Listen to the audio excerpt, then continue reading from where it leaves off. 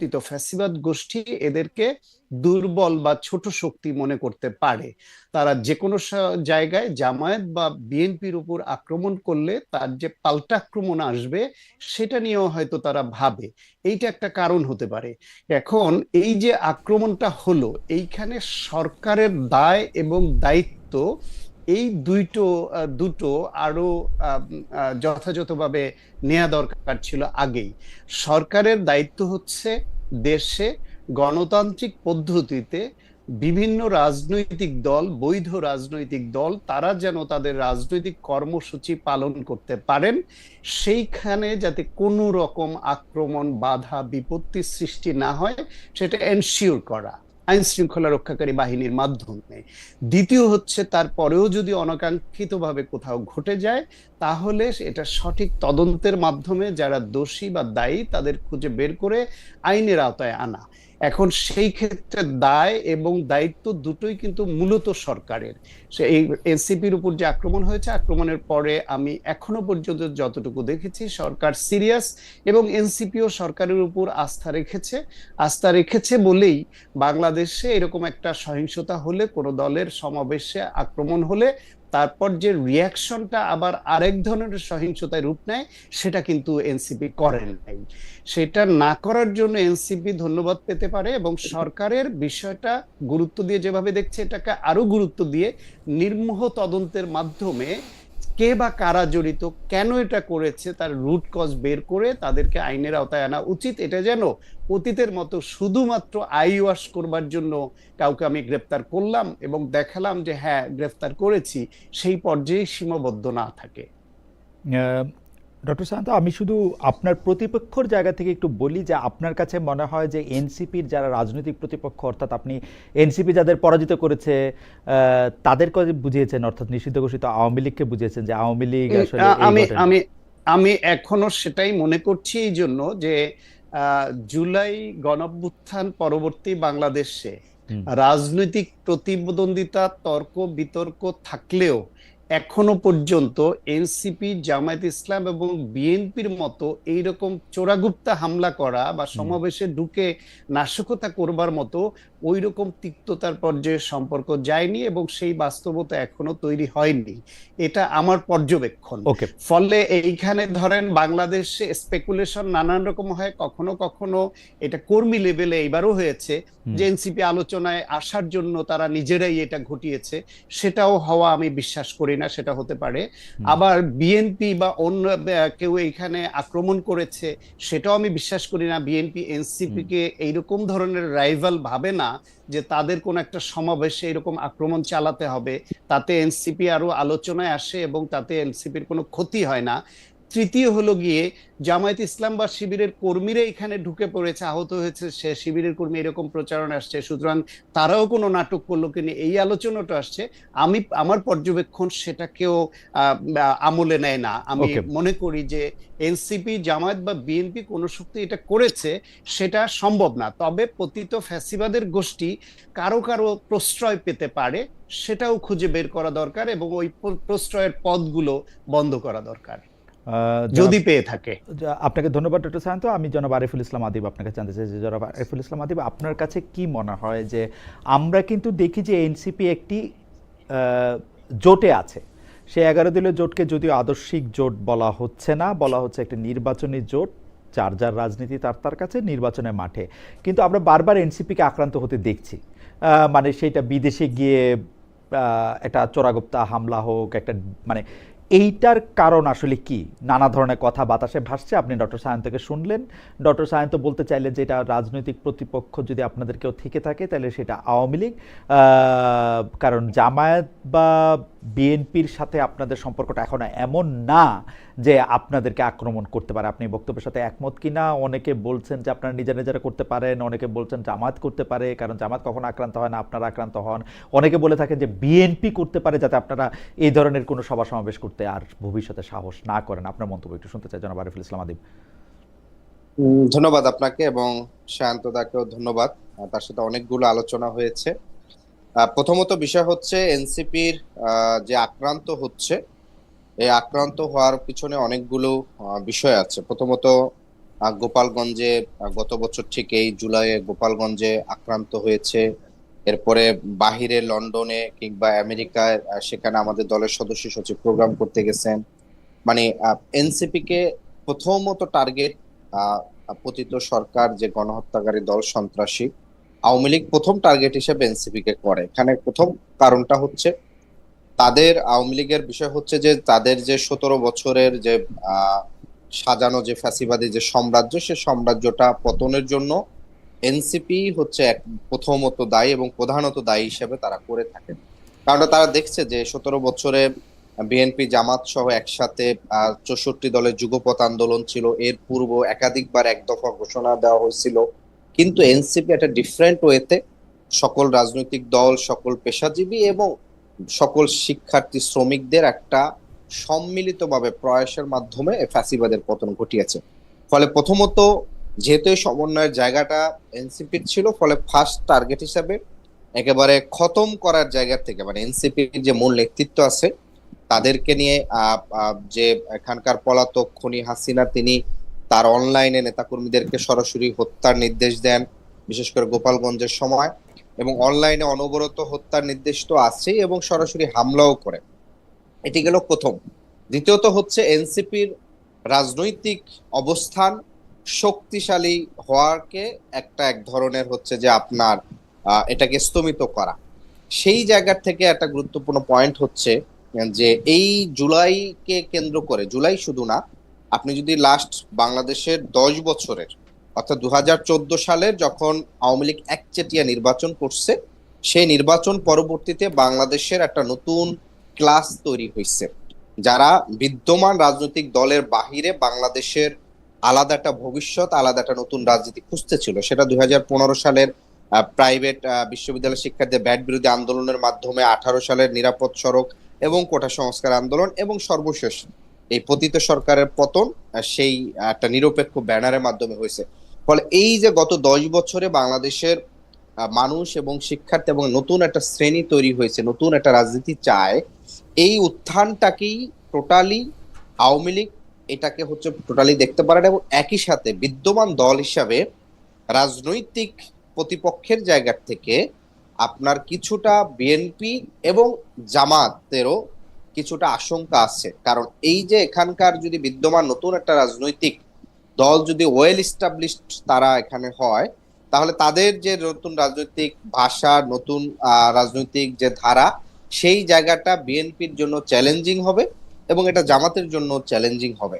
ফলত রাজনৈতিক প্রতিপক্ষের জায়গা থেকে তিনোটা রাজনৈতিক দলই রাজনৈতিক প্রতিপক্ষ ভাবে আমাদেরকে দেখে, কিন্তু আওয়ামী লীগ দেখে একেবারে ডিরেক্ট, মানে একেবারে হত্যার উদ্দেশ্য, মানে এটা হচ্ছে যে তারা যে কোনো উপায়, যে কোনো সুযোগ পেলেই আমাদেরকে হত্যা করবে। ফলশ্রুতিতে আওয়ামী লীগ সেই চেষ্টাগুলা করে থাকে এবং ইতিমধ্যে তারা কয়েকবার করেছে। আপনি দেখবেন যে সাভারের, এবার আসি সাভারের যে স্পেসিফিক যে ককটেল বিস্ফোরণটা হয়েছিল, এর আগে আমরা দের যে ককটেল বিস্ফোরণগুলা কিংবা বোমা হামলাগুলা যেগুলো হয়েছিল, যে গত বছর ঠিক জুলাই আগস্টে যখন আমরা সারা দেশে পদযাত্রা করেছিলাম, সেই পদযাত্রাকে টার্গেট করে আমাদের কেন্দ্রীয় অফিসের নিচে প্রায় 2-3 দিন পর পরই ককটেল মেরে চলে যেত, এবং এখানে আমাদের ঢাকা মহানগর দক্ষিণে 3 জনের এই হামলা আহত হয়েছে। কিন্তু এইবার যেটা হয়েছে যে একেবারে ডিরেক্ট প্রোগ্রাম স্থলের মাঝে হচ্ছে এই ককটেলটা বিস্ফোরণ হয়েছে। ফলশ্রুতিতে যেটা হয়েছে যে যখনই জুলাই আগস্টের সাথে এনসিপি, জনগণ, বাংলাদেশের মানুষের একটা ব্যাপক জনসম্পৃক্ততা আছে, ফলে এই কর্মসূচিতে হামলা করার উদ্দেশ্যটা হয়েছে যে সাধারণ মানুষ, আমরা যখন একটা পদযাত্রায় যাই কোনো জেলায় কিংবা উপজেলায়, আমরা গত বছর জেলা পর্যায়ে করেছিলাম, এইবার পদযাত্রাটা কিন্তু আমাদের আরো একটু তৃণমূলে গিয়ে উপজেলা পর্যায়ে হচ্ছে, একেবারে উপজেলা সদর পর্যায়ে হচ্ছে। তো সাধারণ অনেকে কিন্তু দেখতে আসে যে এনসিপি নতুন দল, তারা কি বক্তব্য দিচ্ছে, কিংবা এনসিপির জনপ্রিয় যারা নেতা আছেন তাদেরকে মানুষ দেখতে আসে, হ্যান্ডশেক করতে চায়। তো এই ভয় এবং আতঙ্কটা তৈরি করলে যেটা হয় যে সাধারণ মানুষ তখন কিন্তু একটু আতঙ্কিত থাকতে পারেন যে না, আমি এখানে যাব, কোনো একটা অ্যাক্সিডেন্ট হতে পারে। যেমন সাভারের হামলায় আমার এক শহীদ গাজী হান্নানের বাবা কিন্তু আহত হয়েছেন, সেখানে জামাতের একজন কর্মী তিনিও কিন্তু আহত হয়েছেন। ফলশ্রুতিতে এই যে এখানের একটা নতুন জায়গায় গেলে সেখানে সাধারণ মানুষ কিংবা অন্য দলের যারা শুভাকাঙ্ক্ষী কিংবা দেখার জন্য আসতে পারেন, তাদের এই সংখ্যাটা হচ্ছে যাতে এই কর্মসূচিগুলোকে কিছুটা স্থগিত করা যায়, সেটা টার্গেটে করা। জনাব আরিফুল আদিব, আপনার কথা থেকে যদি একটু পেছনে আসি, আপনি বলছিলেন যে আপনাদের মানে প্রধান প্রতিপক্ষ আওয়ামী লীগ, বিএনপি জামাতও জি অবশ্যই কিছুটা প্রতিপক্ষ, তো রাজনৈতিকভাবে এখন বিএনপি বা জামাতের কাছ থেকে আপনারা কোন ধরনের, যদি একটু আলাদা আলাদা করে বলতেন যে মানে আপনাদের রাজনীতি বিএনপি রাজনীতি থেকে বা আপনাদের রাজনীতি জামাতের রাজনীতি থেকে কোন দিক দিয়ে আলাদা, দুইটা যদি একটু বলতেন, দুই লাইন দিলেন। হ্যাঁ, এখানে জামাত ইসলাম তো সরাসরি তারা ইসলামিক রাষ্ট্র করার জন্য তারা রাজনীতি করে, যদিও নির্বাচন কেন্দ্রিক তারা অনেক সময় ইশতেহারে তারা ডিফারেন্ট কিছু এনে থাকেন, কিন্তু তাদের দল হিসাবে তাদের মূল যে জায়গাটা, তাদের তৃণমূল পর্যন্ত সরাসরি একটা ইসলামিক রাষ্ট্র কায়েম করা, এবং সেই জায়গাটাই কিন্তু তাদের দীর্ঘমেয়াদী রাজনীতির অংশ। সেই জায়গায় সাময়িক সফলতার জন্য তারা নির্বাচন কেন্দ্রিক হয়তো নানা ধরনের ইশতেহার দেখে থাকেন, ফলে তাদের এই জায়গার এই রাজনীতিটা এইভাবে চলতেছে।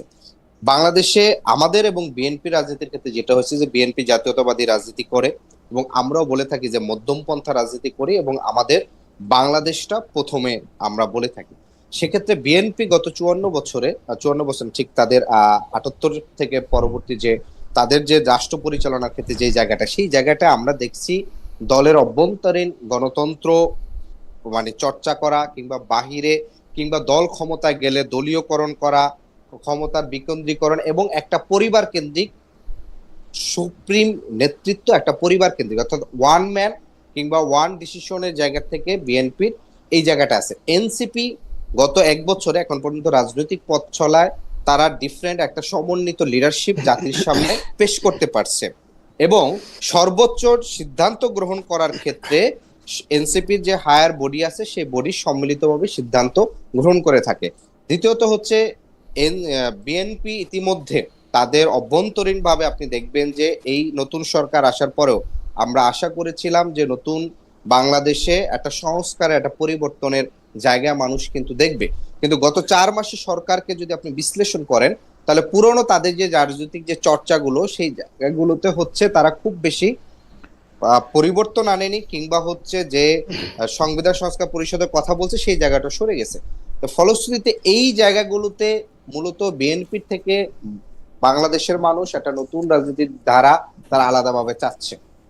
ওকে, ধন্যবাদ আদিব। আমি একটু ডক্টর সায়ন্তের কাছে আসি। ডক্টর সায়ন্ত, তবে আমি একটু জাস্ট 1 সেকেন্ড বলি, সাভারের হামলার ক্ষেত্রে আমরা যেটা অবজারভেশন করি, ওখানে 3টা কারণ হতে। প্রথমত আমার প্রতিপক্ষ আওয়ামী লীগ এখানে হামলা অবশ্যই এটার সাথে জড়িত, এবং সেটা 80% সম্ভাবনা, কিন্তু এর বাহিরেও 2টা যদি কিন্তু আছে। একটা যদি হয়েছে স্থানীয় রাজনীতির একটা সমীকরণ থাকতে পারে, মানে সমীকরণটা বলতে ধরেন ওখানে বিএনপির একাধিক ক্যান্ডিডেট ছিল, স্বাভাবিকভাবে আরেকজন ট্রাই করতে পারে যে এখানে যদি কোনো একটু অকারেন্স হয় তাহলে এমপি একটা চাপে পড়বেন, এটা একটা হইতে পারে। আরেকটা হইতে পারে যে সরকারের মধ্যে গোয়েন্দা সংস্থার কোনো একটা অংশ কারো মাধ্যমে এই জিনিসটা ঘটাইতে পারে। কারণটা হচ্ছে এই 3টা জিনিস আমাদেরকে মনে হয়েছে। ওকে, আপনি 80% আওয়ামী লীগ বলছিলেন, ওই দুইটার কি কোনো পার্সেন্টেজ দিবেন? না, ওইটার পার্সেন্টেজ বলবো না, এটা মানে মোটের উপরে। ওকে ডক্টর সায়ন্ত, আপনি শুনলেন আদিবকে। আমরা কিন্তু আদিব ছাড়াও আমরা জামায়াতে ইসলামীর যিনি সেক্রেটারি জেনারেল আছেন মিয়া গোলাম পরওয়ার কিন্তু বলেছেন মানে এই হামলাটার পেছনে প্রশাসন হামলাকারীদের সহায়তা করেছে। বিশাল অভিযোগ, কিন্তু মানে প্রশাসন হামলাকারীদের সহায়তা করেছে, এটা বলছেন জামায়াতে ইসলামীর কোনো দপ্তরবিহীন নেতা না, কিন্তু জনাব মিয়া গোলাম পরওয়ার। তো তিনি আবার তার মতো করে একটা যুক্তিও দিয়েছেন। তো আপনার কাছে কি মনে হয়, যেখানে খোদ যারা আক্রান্ত, আমার ধারণা জনাব আদিব সেখানে উপস্থিত ছিলেন, তারা বলছেন, আমি উপস্থিত ছিলাম না, আদিব ঘটনাটা ঢাকায় ছিলাম, আদিব উপস্থিত না থাকলেও আদিব ঘটনাটা নিশ্চয়ই পর্যবেক্ষণ করেছেন, এবং জনাব আদিব গুরুত্বপূর্ণ নেতা এনসিপির। তো এনসিপির পক্ষ থেকে যেটা বলা হয় নাই, জামায়াতে ইসলামী থেকে সেটা বলা হচ্ছে, বলা হচ্ছে প্রশাসন সহায়তা করেছে। আপনি এটা নিয়ে যদি একটু আপনার মন্তব্য একটু শুনতাম বা বিশ্লেষণ, ডক্টর সায়ন্ত। না, এটা তো বাংলাদেশে খুবই প্রচলিত একটা কথা যে কখনো কখনো মার থেকে মাসির দরদ তো একটু বেশি হয়। এটা সব ক্ষেত্রেই হয়। এখানে আক্রান্ত হচ্ছে এনসিপি। এনসিপির নিজস্ব একটা পর্যবেক্ষণ আছে, যেটা আদিব বলল। তাদের দলের অন্য নেতাদের সঙ্গে আমার কথা হয়েছে, তাদেরও যেই অবস্থান সেটা হচ্ছে মোস্টলি সম্ভাবনা হচ্ছে পতিত ফ্যাসিবাদ গোষ্ঠী এটা করেছে। তবে সেইখানে স্থানীয়ভাবে বিএনপি প্রশাসন বা অন্য কারো প্রশ্রয় ছিল কিনা, এই প্রশ্নটা আসছে। এবং সেই প্রশ্নটা আমি আমার আলোচনায় বলেছি যে সেটাও খতিয়ে দেখতে হবে যে যারা করলো তারা এখানে এটা করবার মতো সাহস কোন কর্নার থেকে পেল, সেই কর্নারগুলিও চিহ্নিত করা দরকার, বন্ধ করা দরকার। তবে ওই যে 20%-এর যে সন্দেহ, সেটা তো এটা খুব ন্যায়সঙ্গতভাবে এনসিপি করতে পারে। যেই সন্দেহ বিএনপির কর্মীরাও করে যে এনসিপি নিজেরাই ঘটিয়েছে আলোচনায় আসার জন্য, যেই সন্দেহ জামায়াতের দিকেও কেউ কেউ করে যে তারা এনসিপির সঙ্গে বিএনপির দূরত্ব বা বৈরিতা একটু বাড়ালে জামায়াত ইসলামের সুবিধা হয়, যেটা জামাতের সেক্রেটারি জেনারেলের কথায়ও সেটা অনেকখানি স্পষ্ট হয়েছে। ফলে এই 20% যে হ্যাজি এ গ্রে এরিয়া, এটা থাকবেই, এটা খুব অস্বাভাবিক কিছু না। আর আচ্ছা, বাংলাদেশে আগেও বলেছি, এখনো বলছি যে রাজনৈতিক প্রতিদ্বন্দ্বী এবং প্রতিপক্ষ হওয়া এক জিনিস। সেই পর্যায়ে বিএনপি, জামায়াত এবং এনসিপি আছে। তবে প্রতিপক্ষকে এইভাবে চোরাগুপ্তা হামলা করা বা বোমা বর্ষণ করা, ককটেল বিস্ফোরণ ঘটানো, এই সব পর্যায়ে এই তিনটি দল এখনো যায়নি বলে আমার পর্যবেক্ষণ। আচ্ছা ডক্টর শান্ত, এই সম্পর্কে, এই প্রসঙ্গে আমি আপনাকে আরেকটা প্রশ্ন করতে চাই। তার আগে একজন দর্শক আব্দুর রহিম, উনি মন্তব্য করেছেন, mister Khaled, it's very obvious from your repeated comments that you do not like NCP leaders, why are you inviting them then. ভাই, আপনারই মনে করা ভুল। আমি পছন্দ অপছন্দের জায়গা থেকে রাজনৈতিক নেতৃবৃন্দকে খুব আলাদা করে দেখি না। আমার কোনো পছন্দ অপছন্দ, কোনো বায়াস নাই। যাই হোক, এটা আপনার মতামত। আমি ডক্টর শান্ত, আপনার কাছ থেকে যেটা আমি বলতে চাই যে আপনি দুই তিনটা অন্য সম্ভাবনার কথাও বললেন। আমি সোজা সাপটা ভাষা আপনার কাছে জানতে চাই যে একজন বিরোধী দলের চিফ হুইপ তার নেতৃবৃন্দকে নিয়ে একটি এলাকার পথযাত্রায় করার জন্য যতটুকু নিরাপত্তা ওইখানে দেওয়া প্রয়োজন ছিল সরকার থেকে ততটুকু নিরাপত্তা দেওয়া হয়েছিল কিনা। দুই, আমি কিন্তু নিজেরা নিজেদেরকে মেরে ফেলেছে সেই 21শে আগস্টের গ্রেনেড হামলার থেকে বাকি সবগুলি নিজেরা নিজেদের মারছে, এইটার তথ্যে আমি বিশ্বাস করি না। মানে আমার এই নিজেরা নিজেদের তথ্য আমার কাছে খুব ভালো তথ্য মনে হয় না। তাইলে বাকি থাকলো হচ্ছে যে তাহলে এনসিপিকে মারলে লাভটা কার? আপনি এখানে এনসিপি যে আক্রান্ত হয়েছে, এই এনসিপি আক্রান্ত হওয়ার ফলে লাভ আসলে কার হচ্ছে সেটাও যদি বলতেন। পর্যাপ্ত নিরাপত্তা ব্যবস্থা বজায় রাখা হয়েছে কিনা সেটাও যদি বলতেন। এনসিপি নেতা, গুরুত্বপূর্ণ নেতা, তিনি কিন্তু স্পষ্টভাবে বললেন 20% তিনি যে সন্দেহটা করেন সেটা হচ্ছে যে স্থানীয়ভাবে বিএনপি নেতৃবৃন্দকে একটা বিপাকে ফেলার জন্য আরেকটা আঞ্চলিক নেতারা এই কাজটা করে থাকতে পারেন বলে তিনি মনে করেন। আপনার কাছে মনে হয় যেটি তদন্ত করতে হবে, কিন্তু আপনি আগে থেকে যদি বলেন যে নিরাপত্তা নিশ্চিত করা হয়েছিল কিনা, এবং নিজেরা নিজেরা করা তো আসলে এই অভিযোগ আমরা সবসময় সবার বিরুদ্ধেই করতে পারি। প্রথমত, নিরাপত্তার ঘাটতি ছিল এরকম কোনো অভিযোগ এনসিপির পক্ষ থেকেও আমরা শুনিনি। আর একটা সমাবেশ হলে সেখানে যে পরিমাণ লোক সমাগম হয়, জনে জনে তল্লাশি করে তো এখানে নিরাপত্তা বাহিনী পারে না। সেই ক্ষেত্রে নিরাপত্তা বাহিনীর ভূমিকা লাগে। আর যে দল সমাবেশটি করে তাদের নিজস্ব একটা ভলান্টিয়ার বাহিনী লাগে, যারা অচেনা, অপরিচিত, সন্দেহভাজন কারো আনাগোনা দেখলে তাকে জিজ্ঞাসাবাদের আওতায় আনে বা তার সম্পর্কে খোঁজ নেয়, নজর রাখে। কারণ তারা তো তাদের এলাকার নেতা কর্মী সাধারণ বেশিরভাগকে চিনে। তার মধ্যে আবার সন্দেহভাজন কেউ হলে তার গতিবিধি পর্যবেক্ষণ করতে হয়। এটা সবসময় শুধু পুলিশ এককভাবে একটা সমাবেশে করতে পারে সেটা না। তবে পরবর্তীতে যে যে ঘটনা ঘটে গেছে সেটা নিয়ে যে কার লাভ, যে প্রশ্নটা আপনি করেছেন, এইখানে অন্তত এটুকু আমি মনে করি যে বিএনপি এখন এমন কোনো অস্বস্তিকর অবস্থায় এনসিপি কে নিয়ে নেই যে এনসিপি কে এইরকম একটা আক্রমণ করলে তাদের কোনো গেইন হবে, সেটা লোকালি হোক, ন্যাশনালি হোক। বরং সেখানে বিএনপির ক্ষতি বা বদনামটাই হবে, কারণ তারা সরকারে আছে। তাদের ওই যে শুরুতে বলছি, দায় এবং দায়িত্ব দুটোই যেহেতু সরকারের এবং বিএনপির বেশি, বড় দল হিসেবে, সংসদে সংখ্যাগরিষ্ঠ হিসেবে, এবং সরকারে তারা, প্রশাসন তাদের নিয়ন্ত্রণে, সব মিলিয়ে এইরকম কোনো ঘটনা ঘটলে তার দায় এবং দায়িত্ব দুটোই যেহেতু সরকার এবং বিএনপির বেশি, সুতরাং এইটা, ওকে, এইরকম একটা আক্রমণ হলে সরকার বা বিএনপির কোনো রকম মানে গেইন নাই, সরকার বা ফলে বিএনপির, তারা এটা করবে না। সরকার বা বিএনপির অ্যাটলিস্ট কোনো রকম লাভ নাই।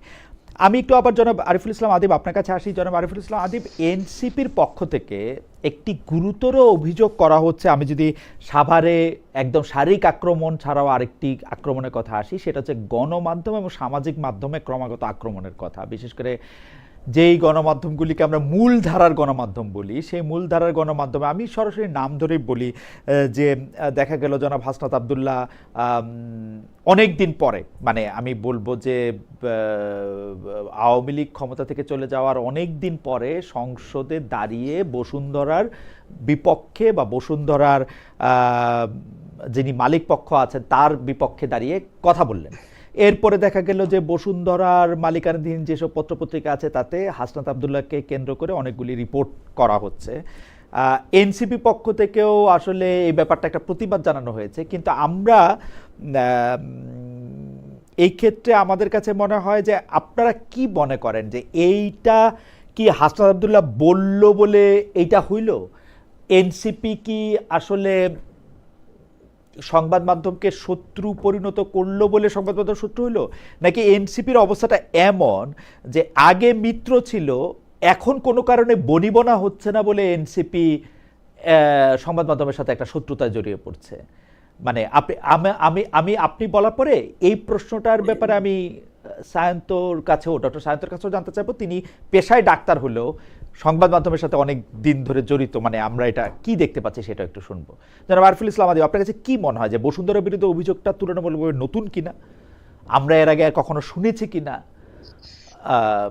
এখন কেন? ধন্যবাদ ও আপনাকে। আরেকটু লেজ আছে, জামায়াতে ইসলামী আপনাদের সাথে যেহেতু জোটে আছে, জামায়াতে ইসলামী আপনাদের সাথে এই মানে এই আক্রান্ত হওয়ার, এই গণমাধ্যমে বিশেষ করে মূলধারার গণমাধ্যম কর্তৃক আক্রান্ত হওয়ার সঙ্গে আপনাদের পাশে থাকে কিনা, একটু যদি গুছায় বলেন, মানে কম সময়। ধন্যবাদ। আপনি খুবই গুরুত্বপূর্ণ বিষয়টি প্রশ্ন করছেন। প্রথমত বিষয় হচ্ছে যে বসুন্ধরার ডিরেক্ট মালিকানাধীন যে গণমাধ্যমগুলো আছে, সেই গণমাধ্যমগুলো শুধুমাত্র আজকে না, আমরা 5ই আগস্ট থেকে শুরু করে আমরা, বিশেষ করে এটা আমার নিজেরও আমরা পর্যবেক্ষণ করেছি। সেটা হচ্ছে আমি নিজেও এক সময় গণমাধ্যম কর্মী ছিলাম, সরাসরি আমি গণমাধ্যমে কাজ করেছি। সেই জায়গা থেকে 5ই আগস্টে আন্দোলনকারী শিক্ষার্থীরা যে সংবাদ সম্মেলন করে একটি জাতীয় সরকারের রূপরেখার যে আহ্বান জানিয়েছিলেন, এবং সেখানে সেনাপ্রধান বলেছিলেন যে অন্তর্বর্তীকালীন সরকার গঠন হবে। তাই বসুন্ধরার যে গণমাধ্যমগুলো আছিল, তারা সেনাবাহিনীকেই মূল ফোকাসে করে তারা পুরো 5ই আগস্টের মানে নিউজটাকে মূল লিড করেছিল।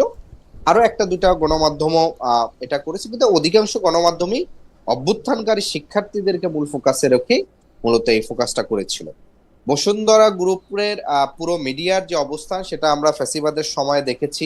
একেবারে 5ই আগস্টের কিছু পূর্বেও শেখ হাসিনার যে ব্যবসায়ী সংগঠনে সেখানে যে জায়গাটা ছিল, সেখানে তিনি মানে আপনার মানে আকবর সাহেব তিনি যেভাবে হচ্ছে সরাসরি পক্ষে অবস্থান নিছেন, এবং অভ্যুত্থানের পরবর্তী সময়ে আমরা দেখেছি তাদের আমাদেরকে আক্রান্ত করার নানা ধরনের বিষয়গুলো আছে। এখন বিষয়টি হচ্ছে বাংলাদেশের পুরো রাজনৈতিক এবং সামাজিক মানে এবং ব্যবসায়িক এই বাস্তবতাটা যেটা হয়, যে রাজনৈতিক যারা নেতা, ব্যবসায়িক গ্রুপ এবং একই সাথে প্রশাসনিক আমলা, এই তিনটার ভিতরে একটা নেক্সাস হয়ে থাকে। একটা রাষ্ট্র ব্যবস্থা যখন চলে, তখন সাধারণত রাজনীতিবিদদের সুপারিশে, ব্যবসায়িকের ইনভেস্টমেন্টে, প্রশাসনিক এমপি সচিবরা সাধারণত পদোন্নতি পেয়ে থাকেন, কিংবা কোনো ধরনের একটা জায়গায় একটা নেক্সাস তৈরি হয়। এনসিপির বিশেষ করে আহ্বায়ক যখন সরকারে ছিলেন, কিংবা অন্যান্য যারা আসিফ মাহমুদ সজীব যখন দায়িত্ব পালন করছিলেন, এই পুরো নেক্সাসে বসুন্ধরা সহ অন্যান্য যেসব ব্যবসায়ীরা যারা লুটেরার ব্যবসায়ী, কিংবা হচ্ছে বাংলাদেশকে একটা লুটপাটের জায়গা মনে করে, তারা নানাভাবে প্রভাবিত করার চেষ্টা বলেন কিংবা হচ্ছে নানা ধরনের করেছে। সেই জায়গা থেকে আপনি দেখবেন যে হাসনাত আব্দুল্লাহ নামে একটা চিঠি, মানে চিঠি বলতে কি, এটা বসুন্ধরা শুধু হাসনাত আব্দুল্লাহ না, এনসিপি 10 থেকে 15 জন নেতার নামে একটা চিঠি দিছে যে আপনাদের এই রোজার মানে কি বলে ইফতার মাহফিল যেখানে যদি করা লাগে আপনাদের জন্য এটা উন্মুক্ত। আমরা ওই চিঠি রিসিভ করা তো দূরের কথা, ওই চিঠি আমরা খুলেও দেখি না, মানে একজনেরটা খুলে দেখেছে যে এটা কি চিঠি দিছে, ব্যাস এই জায়গাটা। তো ফলশ্রুতিতে বসুন্ধরা কিন্তু এই ধরনের নানাভাবে প্রভাবিত করার চেষ্টা করছে। আমরা যেটা দেখছি যে এই যে 1.5 বছরে সরকারের ছাত্রদের পক্ষ থেকে বা এনসিপির যে 2-1 জন গভর্নমেন্টে ছিল, এটা থাকার ফলে যেটা হয়েছে, পুরো একটা রাষ্ট্রর মেকানিজমের মধ্যে যে লুটেরার অংশরা মূলত যেই জায়গাটা দায়ী হয়ে থাকে, সেটা আমাদের চাক্ষুষভাবে অনেকেরই দেখার অভিজ্ঞতা হয়েছে। ফলে আমরা দেখছি যে এর সাথে নেগোশিয়েট করা কিংবা এদের সাথে দূরবর্তীতম সম্পর্ক রাখা মানে আমরা যে আগামী দিনে একটা নতুন রাজনীতির জায়গাটা, যে জায়গাটা পরিবর্তন চাই, সেই পরিবর্তনটা সম্ভব হবে না। তো ফলশ্রুতিতে স্বাভাবিকভাবে আপনি হয়তো মনে করতে পারেন হাসনাত আব্দুল্লাহ এখন সংসদে আছে, তিনি সংসদে প্রতিবাদ করছেন, কিন্তু এর আগেও আমাদের গত বছর জুলাই আগস্ট যে আমাদের পদযাত্রা চলছিল, সেই পদযাত্রার ভিতরে স্পষ্ট আকারে হাসনাত আব্দুল্লাহ নিজে সিরাজগঞ্জে যেদিন পদযাত্রা হয়েছিল এবং রাজশাহীতে যেদিন পদযাত্রা হয়েছিল, নাম ধরে বসুন্ধরা গ্রুপের নাম ধরে তিনি সমালোচনা করছেন। না, ফলে বসুন্ধরা গ্রুপের জনাব আদিব, আমি একদম স্পেসিফিক, আমি আপনাকে প্রশ্ন করি যে 1.5 বছর মানে এই সময়ের কথা আলাদা, এই 1.5 বছরে আপনারা বসুন্ধরার বিরুদ্ধে সমালোচনা করেছেন। আমার মানে হাসনাত আব্দুল্লাহ বসুন্ধরার একটি পত্রিকার বিরুদ্ধে সমালোচনা করেছেন, একটি পত্রিকার সাংবাদিকের বিরুদ্ধে সমালোচনা করেছেন, কিন্তু বসুন্ধরার বিরুদ্ধে আজকে তিনি যে সমালোচনা করেছেন, ফেভারেবল গভর্নমেন্ট, তার 2 জন বন্ধু সহযোদ্ধা, 3 জন বন্ধু সহযোদ্ধা সরকারে থাকা সত্ত্বেও তিনি সে সময় সেটা সমালোচনা করেছেন কি, বা এনসিপি করেছে কি? 2 নাম্বার মানে আপনি আমাকে যদি কোট করেন আমি এটা একটু দেখবো, কারণ আমার কাছে মনে হয়েছে যেন হাসনাত আব্দুল্লাহ ওই পত্রিকার সমালোচনা করছেন, বসুন্ধরা গ্রুপের না, এবং আপনারা কেউ করেন নাই, এনসিপি করে নাই। 2 নাম্বার প্রশ্ন হচ্ছে, এনসিপি কি আসলে বসুন্ধরা থেকে কখনো কোনো চাঁদা নিয়েছিল, সেটা ইফতারের জন্য হোক, অন্য কোনো কিছুর জন্য হোক? 3 নাম্বার হচ্ছে, এনসিপি কি বসুন্ধরার দেখিয়ে দেওয়া, ঠিক করে দেওয়া বা বসুন্ধরার সহযোগী একটি অফিস কক্ষের মধ্যে অফিস করে? মানে আপনি যদি আমাদের একটু বলেন, there is nothing against you, আমি শুধু ব্যাপারগুলি জানতে চাই যে আপনি এই 3টি আপনাদের বিরুদ্ধে অভিযোগ প্রশ্নের জন্য খুব গুরুত্বপূর্ণ বিষয়। প্রথমে আসি যে হাসনাত আব্দুল্লাহ এক্স্যাক্টলি কি বলেছিলেন 2 বছর আগে। আমি বলি, আমাদের সিরাজগঞ্জ এবং যে পদযাত্রা হয়েছিল, সেখানে শুধুমাত্র স্পেসিফিক একটি পত্রিকা না, পুরো বসুন্ধরা গ্রুপ ধরেই সে সমালোচনা করেছিল, এবং সেই সমালোচনাটা তখন থেকেই মূলত এই বসুন্ধরা মিডিয়া আমাদের এগেইনস্টে কিংবা হচ্ছে এই ধারাবাহিক তারা একটা কি বলে মানে সিরিজ প্রোপাগান্ডার এজেন্ডা হিসাবে নিয়েছে। এবং আমরা অলিখিতভাবেও আমরা বিশেষ করে স্পেসিফিক বলে বসুন্ধরা 1-2টা মিডিয়ার সাধারণত অনেকগুলা আমরা অংশগ্রহণ করি না, এদের সাথে কোনো ধরনের এঙ্গেজমেন্ট আমরা যাই না। ফলশ্রুতিতে এটা গেল আপনি একটি পেয়েছেন যে সমালোচনাটা আমরা আগে থেকে করছি। একটু ক্লিয়ার করে, আপনারা আগে থেকে যখন করছেন মানে কি সেটা কি কালের কণ্ঠ, বাংলাদেশ প্রতিদিন বা দা সান বা বাংলা নিউজ, তারা এনসিপির সমালোচনা শুরু করার পর হাসনাত আব্দুল্লাহ একটা রিবেটাল দিয়েছেন, মানে তার আগ পর্যন্ত কিছু বলেন না আপনারা বসুন্ধরা নিয়ে? না, তার আগ পর্যন্ত আমাদের পক্ষ থেকে নীতিগত অবস্থান ছিল, হয়তো স্পেসিফিক ভাবে ওইভাবে বলা হয় না। ওকে, স্পেসিফিক ভাবে বলা হয় না, আচ্ছা ফ্যান্টাস্টিক। আচ্ছা, 2 নাম্বারটা আপনি একটু বলেন। এটা গেল একটা। 2 নাম্বারটা হচ্ছে আপনারা কোন টাকা নিয়েছেন কিনা? না, আমাদের দলীয়ভাবে কখনোই শুধু বসুন্ধরা না, এরকম কোন বড় গ্রুপের কাছ থেকে কোনো ধরনের বড় ধরনের সহযোগিতা নেওয়া হয় নাই। 1। 2 নম্বর হচ্ছে ব্যক্তিগত পর্যায়ে দলের পক্ষ থেকে দলের অবগত যে দলের কোনো গুরুত্বপূর্ণ নেতা নিচ্ছে কিনা, দল এখন পর্যন্ত সেই বিষয় নিশ্চিত যে দলের কোনো গুরুত্বপূর্ণ নেতারা নেয় নাই। এটা হচ্ছে দলের এটা আমি বলবো যে মানে জানা সত্ত্বে নেয় না। এখন একান্ত যদি 2-1 জন স্বাভাবিকভাবে কোনো কেউ যদি কোনো এক নেতা, কারণ এনসিপির সেন্ট্রাল কমিটির 200 এখন 8-এর অধিক, মানে 222 সদস্য, স্বাভাবিকভাবে আমার জেলা কমিটির সভাপতি সেক্রেটারি ধরি সেটা 400 সংখ্যা। ব্যক্তিগত পর্যায়ে যদি 2-1 জন কেউ মানে এইটার ব্যক্তিগত পর্যায়ে আমাদের মানে আমরা মানে জানাগতভাবে আমাদের কোনো বসুন্ধরার সাথে কোনো ধরনের লেনদেন নাই। 1। দুই নম্বর হচ্ছে আপনারা যেটা বলছেন যে রূপায়ণের, আমাদের যে রূপায়ণ টাওয়ারে যে আমাদের যে অফিসটা আছে সেটা বসুন্ধরা সহযোগী প্রতিষ্ঠানের কিনা, এটি কোনোভাবেই না। আমাদের এই অফিসটি নাগরিক কমিটি থাকতে বসুন্ধরার এই যে বিল্ডিং, সরি রূপায়ণের যে বিল্ডিংটি, সেই বিল্ডিংটির নাম রূপায়ণ টাওয়ার, কিন্তু রূপায়ণ একটা ডেভেলপমেন্ট কোম্পানি। আপনি জানেন যে একটা ডেভেলপমেন্ট কোম্পানি যখন একটা বিল্ডিং তুলে তখন তার যে প্লেস গুলা, ফ্ল্যাট গুলা বিক্রি করে ফেলে, স্পেস গুলা বিক্রি করে ফেলে। এই স্পেস তার যাদের কাছে বিক্রি করছে তাদের কাছ থেকে আমরা কমপক্ষে প্রায় মানে আমরা একটা নির্দিষ্ট অ্যামাউন্ট ভাড়া দিয়ে আমরা এটি এই নিই এবং এই ভাড়ার টাকাটা সেটা নিয়মিত বাড়ে। আপনারা যে ভাড়া দিয়েছেন সেই ভাড়ার টাকাটা কোত্থেকে এসছে? ভাড়ার টাকা আমাদের কমিটির সদস্যরা তাদের কন্ট্রিবিউশনের মাধ্যমে আসছে। আপনারা তো সবাই ছাত্র, কমিটির না সদস্য। না না না, আমরা ভাই আমরা সবাই ছাত্র না ভাই, এটা একটা আচ্ছা। ভুল ধারণা, ছাত্রদের সংগঠন হিসেবে বলা হয়। আমার গ্রাজুয়েশন শেষ হয়েছে 2018 সালে, ও আচ্ছা। অর্থাৎ ওই সময় যে কোটা সংস্কার আপনি আন্দোলন রোজগার হয়েছে সেই সময়। আপনি রোজগার আমি নিজে 2019 সালের পর থেকে 20 সাল থেকে আমি সরাসরি পেশাদার সাংবাদিকতা ছিলাম। আচ্ছা, পেশাদার সাংবাদিকতায় ছিলেন। ওয়েল, জি আপনাদের সবার টাকায় সেটা ভাড়া দেওয়া হয় এবং সেটা কারা থেকে, এবং অবশ্যই। আপনার জানা মতে ইনস্টিটিউশনালি, মানে এটা খুবই গুরুত্বপূর্ণ। আমি আশা করব যে আমাদের যে এডিটোরিয়াল টিম আছে তারাও এটা, আপনার এই বক্তব্য খুবই গুরুত্বের সাথে এটা প্রচার করবে, যে আপনি বলতেছেন যে এনসিপি কখনোই কোনো অবস্থাতেই বসুন্ধরা গ্রুপ থেকে, বা এনসিপি হওয়ার আগে যে আপনাদের বৈষম্য বিরোধী ছাত্র আন্দোলন ছিল, সেটা প্রতিষ্ঠানগতভাবে কোনো চাঁদা, সেটা ইফতারের জন্য হোক বা অন্য কোনো কিছু হোক, সেটা বসুন্ধরা থেকে কখনো নেয় নাই। না, বসুন্ধরা বৈষম্য বিরোধীর এক দুইটার খবর আসছে, কাজে তো আমি বৈষম্যের সাথে কোনোভাবেই কোনো ফরম্যাটের দায়িত্বে ছিলাম না, ফলে বৈষম্যের দায়িত্বটা আমি সরাসরি নিতে পারবো না। এনসিপি নেয় না। কারণ তার এনসিপি এবং নাগরিক কমিটি, যেহেতু আমার এনসিপি এবং নাগরিক কমিটি, এনসিপি এবং নাগরিক কোনোভাবে কমিটি। হ্যাঁ, কোনোটা এটার সাথে ছিল না। ওকে, ওকে, ফেয়ার এনাফ। আমি ডক্টর সায়ন্তের কাছে একটু জানতে চাইবো যে ডক্টর সায়ন্ত, দুইটা ব্যাপার যে আপনি প্রশ্নটা শুনেছেন, আমি শুধু আপনার জন্য একটা লেজ যুক্ত করি। আমরা যখন দেখি যে কোনো পত্রিকার মাধ্যমে বা কোনো একটা বিশেষ গ্রুপের মাধ্যমে কেউ, কোনো রাজনৈতিক নেতৃবৃন্দ যখন আক্রান্ত হয়, তখন সরকারের কিছু করার থাকে কিনা, সরকার এখানে যথেষ্ট পরিমাণে জনাব হাসনাত আবদুল্লাহকে প্রোটেকশন দিচ্ছে কিনা, আর বাকিটা যদি আপনি আমাকে বলেন যে আপনি এটাকে আসলে কিভাবে দেখেন। জনাব হাসনাত আবদুল্লাহ একটা কথা বললেন, 99টা নাকি 100টা রিপোর্ট হয়েছে 5টা পত্রিকায় 3 দিনে, ডিসেন্ট এটা প্রচার করেছে। প্রথম কথা হলো, যদি কোনো সংবাদ মাধ্যম কারো বিরুদ্ধে বা কোনো গোষ্ঠীর বিরুদ্ধে, কোনো সংগঠনের বিরুদ্ধে রিপোর্ট করে, সেইখানে সরকারের আইনগতভাবে তেমন কিছু করার থাকে না।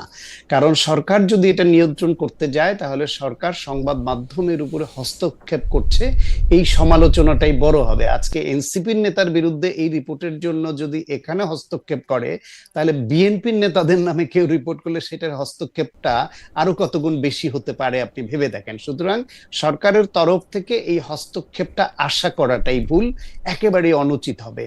বরং যদি যার বিরুদ্ধে রিপোর্ট করে তার বিরুদ্ধে এই রিপোর্টটা যদি অন্যায় এবং মিথ্যা হয়, তাদের আইনের আশ্রয় নেওয়া উচিত। সেই ক্ষেত্রে যদি সরকার বা আইন শৃঙ্খলা রক্ষাকারী বাহিনী বা বিচার বিভাগ তাদের প্রতি সহযোগিতামূলক না হয়, যদি সত্যি সত্যি অপরাধ থাকে, সেই প্রশ্নটা তারা তুলতে পারে, এর বাইরে কিছু না। কিন্তু এই যে এতগুলো রিপোর্ট করেছে, তার সবই যদি ভিত্তিহীন হয়ে থাকে, তাহলে এনসিপির তরফ থেকে অন্তত একটি মামলা করাটা সঙ্গত ছিল। আমি মনে করি কাউকে আনবিটেন ছেড়ে দেওয়া উচিত না, যদি ক্রমাগত এরকম মিথ্যা তথ্য বা মিথ্যা রিপোর্ট প্রকাশ করে। একটা কথা ছিল, মানে আপনার অনুমতি নিয়েই বলি, কারণ হচ্ছে সায়ন্ত এক বয়স ছাড়া সব দিক দিয়ে আমার চেয়ে বড়, বিদ্যায়, বুদ্ধিতে, চাকরিতে, অবস্থানে, সবকিছুতেই বড়। আপনি অনেক বড়। না না না সায়ন্ত, আমি যেটি মানে ওই বয়সের সুবিধা দিয়ে যেটি আপনাকে একটু ইন্টারেক্ট করি, সেটি হচ্ছে যে কেন আমাদের মনে সন্দেহ আসে জানেন? কালের কণ্ঠ বা বসুন্ধরা পত্রপত্রিকাগুলি খুব বেশি এখন বিএনপি প্রিয় হয়ে উঠেছে। শুধু বিএনপি না, বিএনপির নেতৃবৃন্দ, সরকারের এই ভালো দিক, সরকার ওই ভালো, মানে এত বেশি সরকারের ভালো আমরা আসলে অত আমরা আর দেখতে পাই না। সেইটাও যদি একটু মাথায় রাখতেন। ওকে ওকে ওকে, ওইটা আমি একটু ক্লিয়ার করি। বাংলাদেশের সংবাদ মাধ্যমে আপনি বহুদিন জড়িত এবং বড় বড় সংবাদ মাধ্যমে কাজ করেছেন, আপনার পর্যবেক্ষণ নিশ্চয়ই আছে আমার পর্যবেক্ষণও এটা। আমি দীর্ঘদিন যেদিন পত্রিকায় প্রেস নোটস নামে একটা কলাম লিখতাম এবং আমার চাকরি ছিল প্রতিদিন সব পত্রিকার রিপোর্ট পড়া, মানে আমি রিপোর্ট পড়ে তার ভিত্তিতে লিখে উপার্জন করতাম। সুতরাং এটা আমার চাকরি ছিল অন্যকে সেই পর্যবেক্ষণ থেকে আমি বলি যে বাংলাদেশের বেশিরভাগ সংবাদ মাধ্যমের যে সংবাদ প্রকাশ করে বা তাদের যে সংবাদ প্রচারণার ধরন, সেটা পারপাসিভ বা পারপাসফুল জার্নালিজম।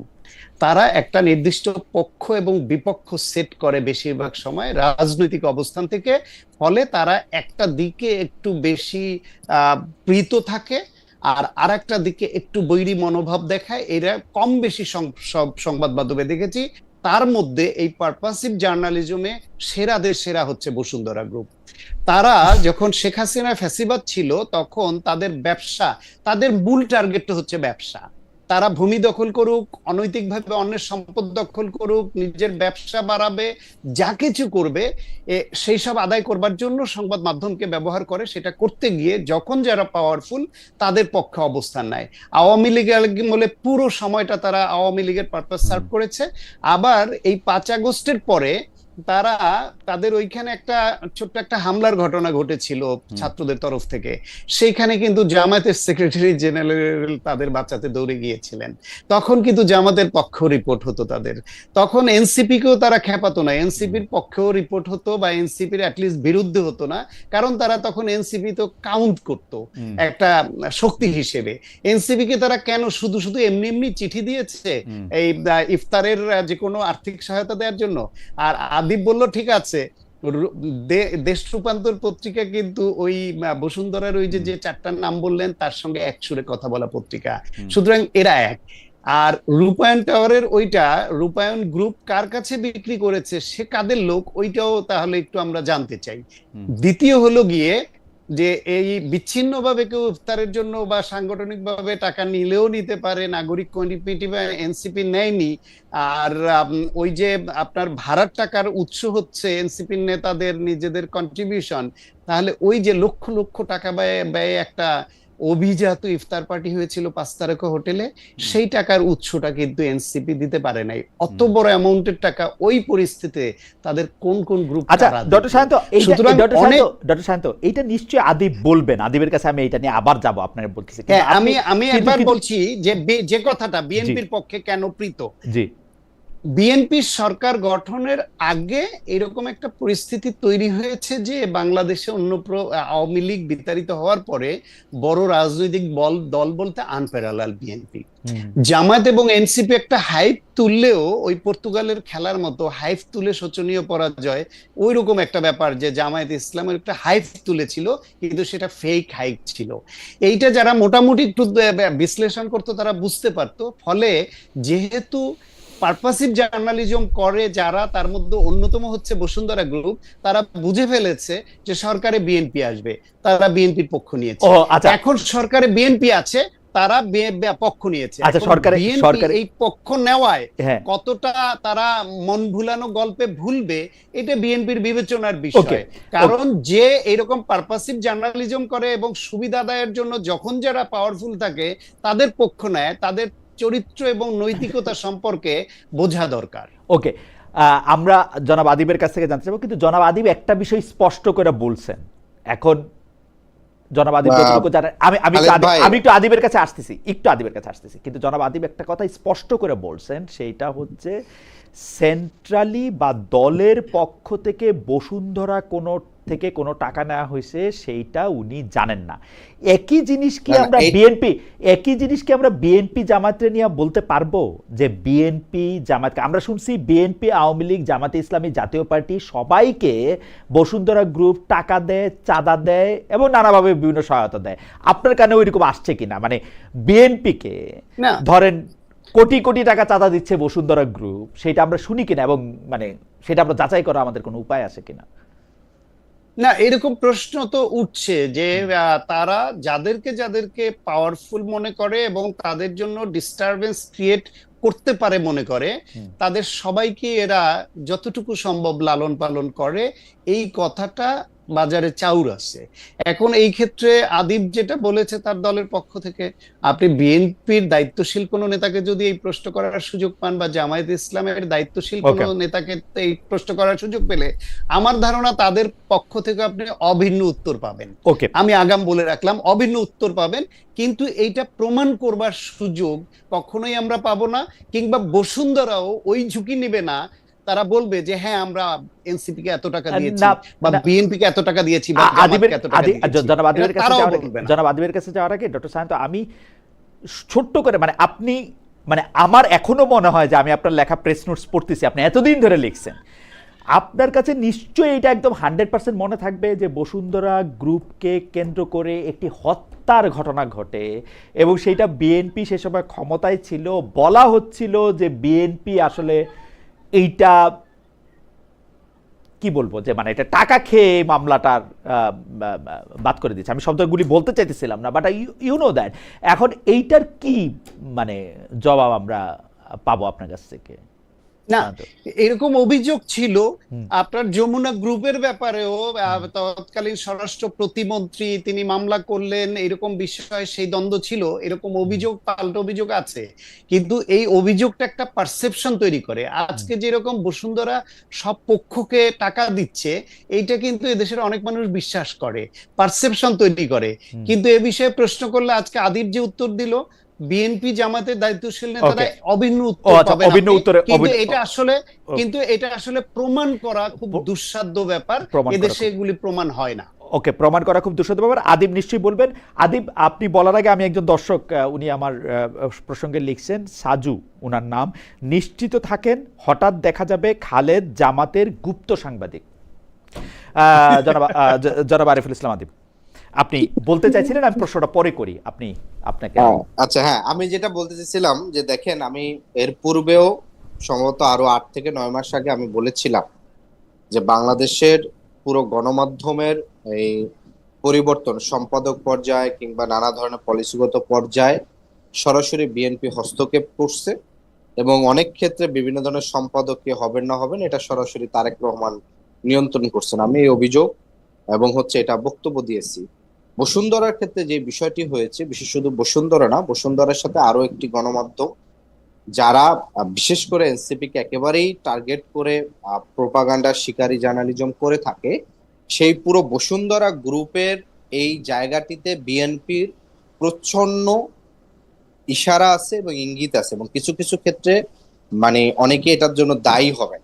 আমি আমার কলিগ যার সাথে আমরা একসাথে ফ্যাসিবাদের সময় একই প্রতিষ্ঠানে চাকরি করছেন, তিনি এখন কালের কণ্ঠের নির্বাহী সম্পাদক কিংবা যুগ্ম সম্পাদকের দায়িত্ব পালন করছেন।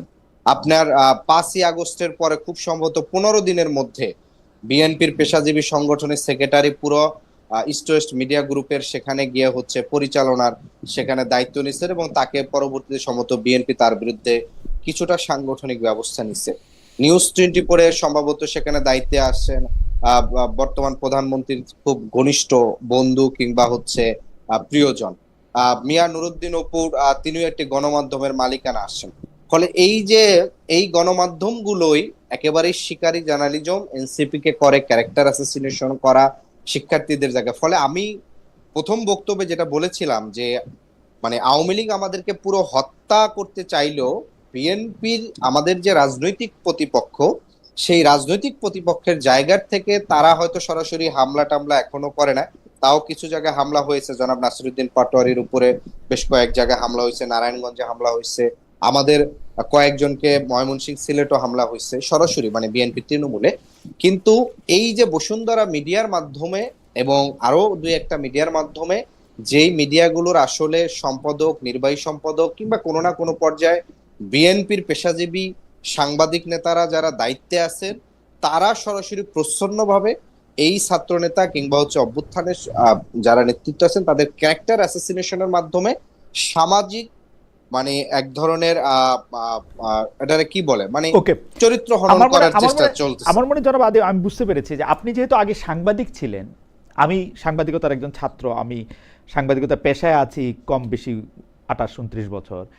আপনি নিশ্চয়ই, যদি আপনি বুঝতে পারেন যে এই পত্রিকাগুলি বিএনপির পক্ষে কাজ করছে এবং সেইটা কোনো অনৈতিক সুবিধা নিয়ে, তাহলে আপনি নিশ্চয়ই এটাও বুঝতে পারছেন যে কোন পত্রিকাগুলি বিএনপির বিপক্ষে কাজ করছে বা এনসিবির পক্ষে কাজ করছে। আপনি এরকম পত্রিকা কি বা এরকম গণমাধ্যম কি আপনি আইডেন্টিফাই করতে পারেন যে এরা আমাদের পক্ষে কাজ করছে, নাকি আপনাদের পক্ষে কোনো গণমাধ্যম নাই আসলে? এনসিপি কে সরাসরি মানে আপনার হচ্ছে নিরপেক্ষতার জায়গা থেকে আরেকটু সামনে এগিয়ে হচ্ছে আপনার সুবিধা দিচ্ছে এরকম পত্রিকা বা গণমাধ্যম সরাসরি মানে এনসিপির আমি নাই। পক্ষকে অবলম্বন করছে না?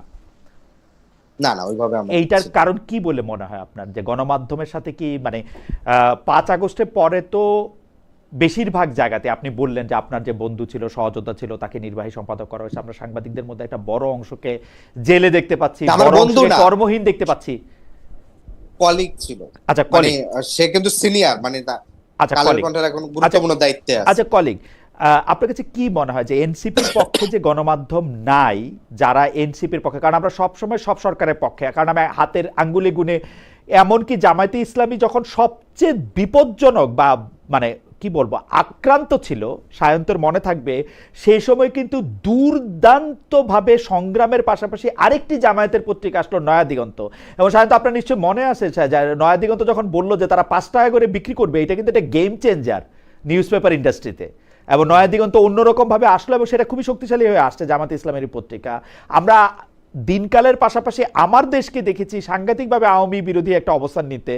আওয়ামী লীগের পত্রপত্রিকা আমরা দেখি যে যে বাংলার বাণী বন্ধ হয়ে যাওয়ার পরেও জনকণ্ঠ, ভোরের কাগজ অনেকভাবে আওয়ামী লীগের। তো এনসিপির পক্ষে পত্রিকা বা গণমাধ্যম না থাকার কি কারণ আপনি দেখতে পান?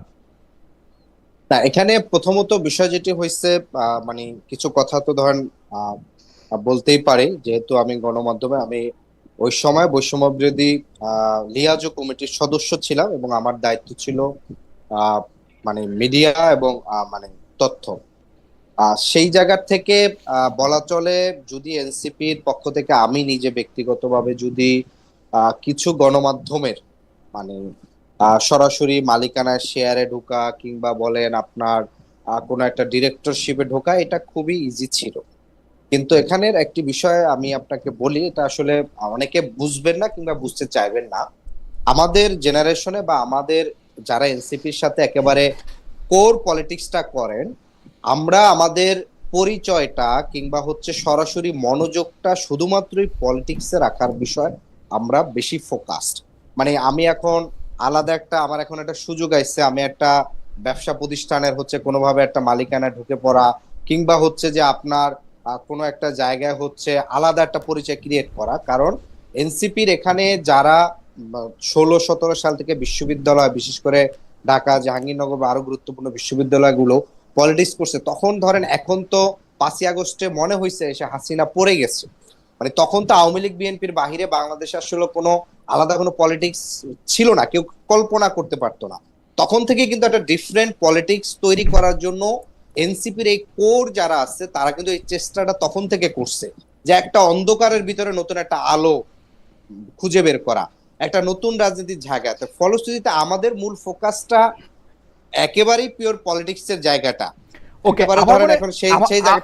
আমার মনে যে জনাব আদিব, আমি আপনাকে বুঝতে পারছি, কিন্তু সাংবাদিকতার জায়গা থেকে আমি আমার 2 পয়সা দিয়ে রাখি, মালিকানা বা শেয়ার আপনাকে পত্রিকা বা গণমাধ্যমের পক্ষ বিপক্ষ নিশ্চিত করতে পারবে না। আমি দায়িত্ব নিয়ে বলতে পারি, ইন্ডিপেন্ডেন্ট টেলিভিশনের মালিকানা ছিল সালমান এফ রহমানের, কিন্তু সেইটা আমার স্বাধীনতাকে খুব বেশি এফেক্ট করতে পারে না। এরকম আরও উদাহরণ দেয়া যাবে, অসংখ্য উদাহরণ। ইত্তেফাকের মালিকদের সঙ্গে ইত্তেফাকের পত্রিকাকে আপনি মিলাইতে পারবেন না। 2 নম্বর কথা হচ্ছে, পলিটিক্স বা শুধু পলিটিক্স বলে আসলে পলিটিক্স কোনোদিন এক্সিস্ট করে না। পলিটিক্স সব কিছু মিলেই পলিটিক্স, পলিটিক্স সংস্কৃতি মিলেও পলিটিক্স, খেলা মিলেও পলিটিক্স, আন্দোলন মিলেও পলিটিক্স, সংবাদ মাধ্যম মিলেও পলিটিক্স। এটা যত তাড়াতাড়ি এনসিপি বুঝবে তত আমাদের সবার জন্য ভালো। আমি ডক্টর সায়ন্তের কাছে যাই। ডক্টর সায়ন্ত, আপনার কাছে যাওয়ার আগে অবশ্য আমার একটি প্রশ্ন মানে দর্শকদের উদ্দেশ্যে করে রাখছিলাম, যে কার্যক্রম নিষিদ্ধ আওয়ামী লীগকে নিশ্চয়ই বিচারের কাঠগড়ায় নিয়ে যাওয়া হবে বলেছেন মানে স্বরাষ্ট্রমন্ত্রী সালাউদ্দিন আহমেদ। দর্শককে জানতে চেয়েছিলাম যে এই উদ্যোগ সঠিক বলে মনে করেন কিনা। সেটা শতকরা 66% সেটাকে সঠিক মনে করছেন, শতকরা 33% এটাকে সঠিক মনে করেন নাই। ডক্টর সায়ন্ত, আমার প্রশ্ন, এই বছর যে জুলাই পদযাত্রায় এনসিপি যাবে, সেই জুলাই পদযাত্রার ক্ষেত্রে আমরা দেখতে পাচ্ছি যে এনসিপি গোপালগঞ্জে যাবে না, সেটা তারা মানে তাদের যে কর্মসূচি সেই কর্মসূচির মধ্যে বলতেছে। অন্তর্বর্তীকালীন সরকারের সময় কিন্তু জুলাই পদযাত্রায় গোপালগঞ্জ তারা যেতে পারছিলেন, এই সরকারের সময় যে তারা যেতে পারতেছেন না, তার মানে কি অন্তর্বর্তী সরকার তাদেরকে যে নিরাপত্তা নিশ্চিত করতে পারছিলেন বা যে অভয় দিতে পারছিলেন, এই সরকার কি তাদের দিচ্ছেন না নাকি দিতে পারতেছেন না? আমি আপনার কাছে একটু জানতে চাইবো। আমি এর আগে একটু সংবাদ মাধ্যম নিয়ে এনসিপির পজিশনটায় দু একটা কথা বলে নেই। সেটা হলো এনসিপির পক্ষ থেকে সময় টিভি দখল করতে গিয়েছিল হাসনাত আব্দুল্লাহর নেতৃত্বে, এরকম একটা অভিযোগ কিন্তু এসেছিল। একেবারেই অমূলক ছিল সেটা আমার মনে হয় না। এনসিপি তাদের মতো করে আমি বারবার এটা জিজ্ঞেস করেছি, বারবার জিজ্ঞেস করেছি, ও সময় টিভি উনি দখল করতে যাটাই উনি যেটা করতে গেছিলেন, উনি একটা দাবি নিয়ে গেছিলেন যে এই কয়জন সাংবাদিক আসলে মানে আওয়ামী লীগের পারপাস সার্ভ করেছে তাদেরকে, হ্যাঁ তাদের ভাষায় ওকে, তাদের ভাষায় সালিশি করতে গেছে, কিন্তু ভূমিকা রাখার চেষ্টাটা তাদের ছিল। তো যেহেতু এনসিপি এমন কোন রাজনৈতিক শক্তি হয়ে ওঠেনি যে তাদের পক্ষে কোনো ব্যবসায়িক গ্রুপ বা কোনো বিশেষ কর্নার থেকে সংবাদ মাধ্যমে ইনভেস্ট করা এটা করতে পারে। দ্বিতীয় হলো বিএনপির প্রতি সংবাদ মাধ্যমে একসময় বৈরী ছিল। আমি ব্যক্তিগতভাবে অনেকের সঙ্গে অনেক হাউজে আলাপ করেছি, তারা বলতো যে হ্যাঁ, বিএনপি মধ্যপন্থা রাজনৈতিক দল হিসেবে শহীদ প্রেসিডেন্ট জিয়াউর রহমান মুক্তিযুদ্ধে তার ভূমিকা, তার দল বেগম খালেদা জিয়া সব মিলিয়ে আমরা এটাকে অপছন্দ করি না, বা আওয়ামী লীগের যে ফ্যাসিবাদী আচরণ সেটারও তারা অপছন্দ করে। কিন্তু বিএনপি দীর্ঘমেয়াদী জামাতের সঙ্গে জোট থাকায় সংবাদ মাধ্যমের বড় একটা অংশ যারা জামাতের এই ধর্মভিত্তিক রাজনীতি, ৭১-এ স্বাধীনতা বিরোধী অবস্থান সব মিলিয়ে জামায়াতকে তারা ওন করে না বা করতে চায় না। কিন্তু বিএনপি জামায়াতকে দীর্ঘদিন জোটে রাখায় তারা বিএনপিকে অপছন্দ না করলেও বিএনপির পক্ষে তারা কোনো রিপোর্ট করা বা লেখা বা কলাম লেখা এখানে দাঁড়াতে চাইতো না। ঠিক একইভাবে আমার মনে হয় এইটাও এনসিপি জামাতের সঙ্গে থাকাতে একটা প্রভাব বিস্তার করতে পারে। কিন্তু জামাতের পক্ষেরও তো কয়েকটা পত্রিকা আছে, তাদেরও তো সংবাদ মাধ্যম আছে, তারা আবার এনসিপি কে তাদের খোয়ারে নিয়ে তাদের মতো ব্যবহার করতে চায়।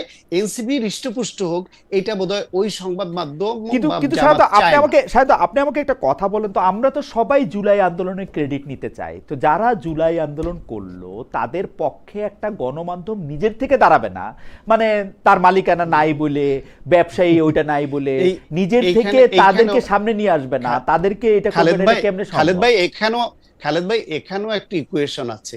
ইকুয়েশনটা হচ্ছে জুলাই আন্দোলনে সামনের সারিতে কৌশলগত কারণে এই এনসিপির কিছু নেতা তখন ছাত্রদের প্রতিনিধি হিসেবে তাদের ফেসটা আমরা দেখেছি, তাদের বক্তব্য দেখেছি, তাদের দ্বারা উদ্বুদ্ধ হয়েছে। কিন্তু এর চালিকা শক্তি হিসেবে বিএনপি এবং জামায়াতের অবস্থানও খুব শক্ত ছিল। এই ছাত্রদের মধ্যে ছাত্রদলের ছাত্র ছিল, এই ছাত্রদের মধ্যে শিবিরের ছাত্র ছিল, এই ছাত্রদের মধ্যে নির্দলীয় ছাত্র ছিল, বামপন্থী ছাত্র ছিল, সব ছিল। সুতরাং ওই ছাত্রদের অংশটার মধ্যে ছোট্ট একটা ফ্র্যাকশন এসে এনসিপি করেছে, বাকিরা যে যার দলে ফেরত গেছে। আর রাজনৈতিক দল হিসেবে অন্যরও নিজস্ব অবস্থান আছে। জুলাই গণ অভ্যুত্থানের খুব বড় অংশের দাবিদার এনসিপি আসলে না, তারা দাবি করলেই হবে না। এবার আপনার ওই প্রশ্নে আসি, আপনি যে প্রশ্ন করেছিলেন গোপালগঞ্জ নিয়ে, সেটা হলো ইন্টারিম সরকার বিশেষ কারণে ছাত্রদের এবং তাদের সংগঠনকে স্নেহ করত, ভালোবাসতো, তাদের এগিয়ে নেবার জন্য যা কিছু করণীয় অনেক কিছুই করেছে, বিশেষ সুবিধাও দিয়েছে। এবং ওই সরকারের মধ্যে এই ছাত্রদের ৩ জন প্রতিনিধি ছিল এবং এর বাইরেও বেশ কয়েকজন প্রতিনিধি এই ছাত্রদের দ্বারা মনোনীত বা ছাত্রদের সঙ্গে সুসম্পর্ক এরকম ছিল। এইটা একটা, সেই অবস্থায় সর্বোচ্চ সুবিধা দিয়েও গোপালগঞ্জে এরা গিয়ে আক্রান্ত হয়েছে, আহত হয়েছে এবং ওইখানে খুব বড় রকমের ঘটনা ঘটেছে। সেখানে প্রতিপক্ষ যারা আক্রমণ চালিয়েছিল তাদের বেশ কয়েকজন নিহত হওয়ার ঘটনা পর্যন্ত ঘটেছিল। এইবার কর্মসূচি প্রণয়নের বেলায় আমার মনে হয় প্রথম একটা রাজনৈতিক ভুল করেছে এনসিপি তাদের কর্মসূচিতে গোপালগঞ্জ রাখতে পারত এবং রাখার পরে সরকারের কাছে নিরাপত্তা চাইতে পারত, কিন্তু এনসিপি নিজে থেকেই নিজেরা পিছু হটেছে। এইটা তাদের একটা, এই যে রাজনৈতিক দল হিসেবে তাদের শক্তি সামর্থ্যের যে ঘাটতি, সেটাকে মেনে নিয়ে তারা রিয়েলিটির ভিত্তিতে কর্মসূচি নিয়েছে, কিন্তু ওকে, রাজনৈতিক গেইনের জন্য আমার মনে হয় তাদের উচিত ছিল এখানে কর্মসূচি রাখা এবং আমার মনে সরকারের কাছে নিরাপত্তা চাওয়া। আমার মনে সরকার না দিলে তখন সরকারকে অ্যাকিউজ করা যেত। আমার মনে হয় আদিব সাহেব এটার জবাব দেবেন। আদিব সাহেবের কাছে আমি আসছি। আদিব সাহেব, এইটা আপনি একটু বলবেন যে আগে কর্মসূচিতে রেখে সরকারের সাথে এটা নেগোসিয়েট করা যেত কিনা, যে প্রশ্ন তুলেছেন।